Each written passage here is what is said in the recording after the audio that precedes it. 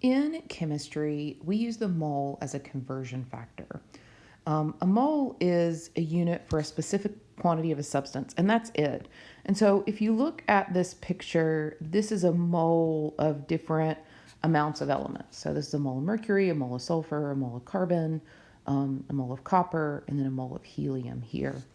When we talk about a mole, it's it's very similar to a dozen, right? So when we think about 1 dozen, we know that equals 12 items, right? That's it.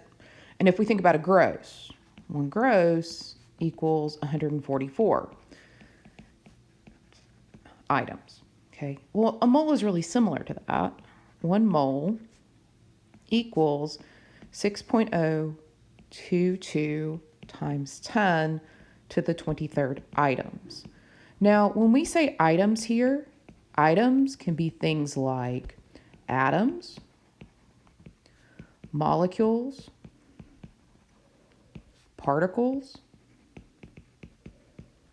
ions, photons, etc. But it's just a counting number. We could calculate 1 mole of donuts, right? Instead of a dozen donuts.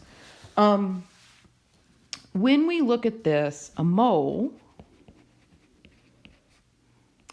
is Avogadro's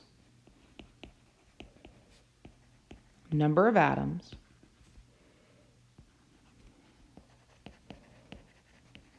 in exactly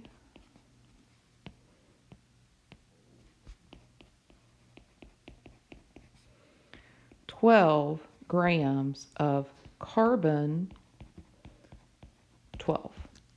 Okay. And so it's just a unit for expressing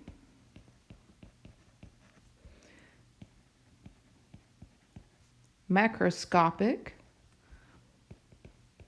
quantities, all right, involved in chemical reactions, right?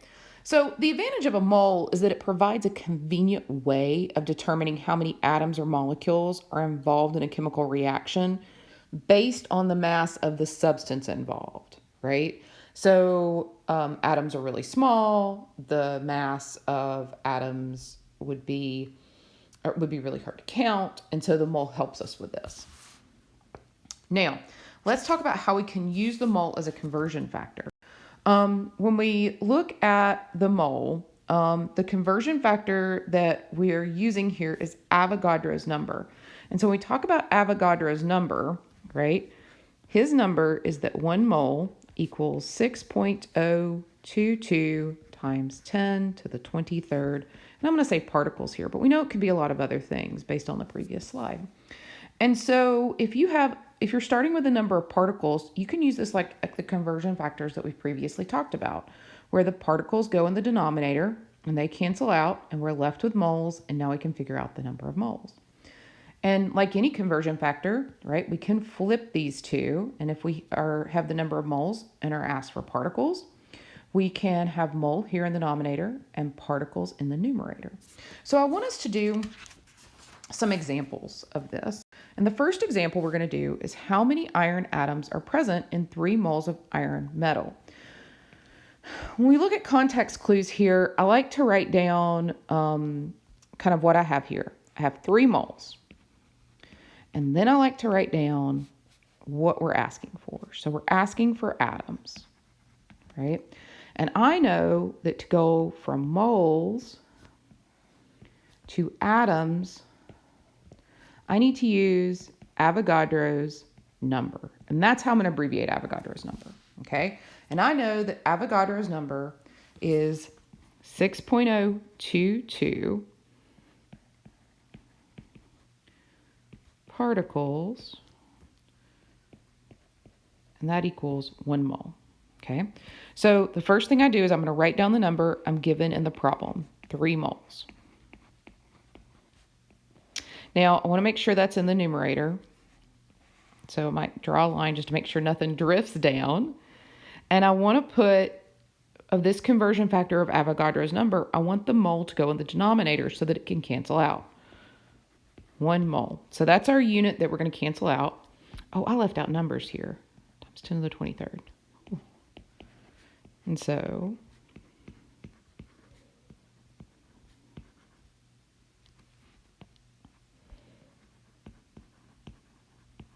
okay. And so when we come in here and do this, we cancel out moles. And so we are going to take 3.0 and multiply it by 6.02 times 10 to the 23rd atoms. Now, my suggestion is to go ahead and try this in your calculator. You may need to put parentheses around the 6.02 times 10 to the 23rd. And you may, depending on your calculator, have to use an EE button. So 6.022 E to the 23rd. You may need to put parentheses around it. I want you to go ahead and try it though, because the number you should get is 1.8 times 10 to the 24th atoms. If you are off by 1, like if you got 1.8 times 10 to the 23rd or 1.8 times 10 to the 25th, try doing it with parentheses. A lot of times that will fix that problem. If you don't know how to put it in your calculator, please bring your calculator to me and I will be happy to help you figure that out. All right, let's do one more example and then we'll be done with this screencast. We're going to calculate the number of moles of sulfur represented by 1.81 times 10 to the 24 atoms of sulfur. So again, it's a number, so that's my context clue. So I've got 1.81 times 10 to the 24th atoms, right, of sulfur. And I am asked for the number of moles. And so if I'm going to go from atoms to moles, I know the conversion factor I'm going to use is Avogadro's number. And I know Avogadro's number is 6.022 times 10 to the 23rd atoms. And that equals 1 mole. So I'm going to start with 1.81 times 10 to the 24th atoms of sulfur.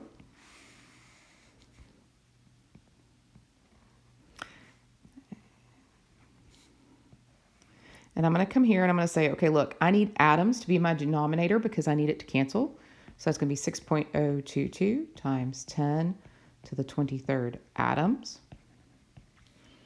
per 1 mole. And so we're going to cancel out atoms of sulfur here. We're left with moles, which is the unit that we want. That's the unit that our answer is asking for.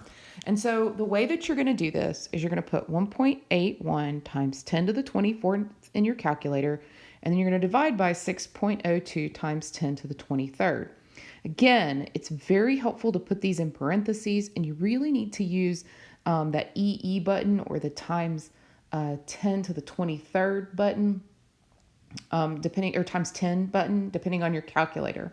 So please try this. The answer you should be getting is 3.01 moles. I want to point something out here too, as far as significant figures. There are 3 significant figures here. So your answer also needs to have 3 significant figures here. Please try these. Please make sure that you can get these numbers in your calculator. And if you can't, please come see me and I would be happy to help.